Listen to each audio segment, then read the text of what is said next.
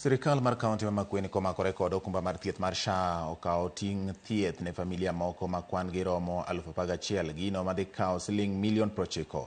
Jogo ma igeto e chenrono gin oganda ma onge kod nyalo kendo ibiro migi kad makende ma gibiro tiyogo matudogi kod okumba mar thieth mar SHA. Chenroni geto jogo ma yutogi ni piny mondo mi giyud thieth duto ma ichiwo kod okumba mar SHA e kaunti ma Makueni kata oko mar kaunti no.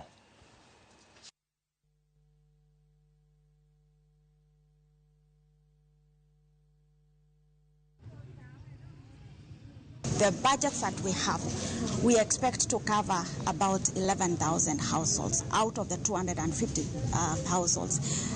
But we are put within our budgets going forward in the next financial year to have that number to 18,000 households and see how we continue to grow that number progressively, even as we see how we capacity build and empower the households so that we can also win out some of the households from the program. The residents of Makueni have not been subjected to means testing, and that is the exercise we are currently doing.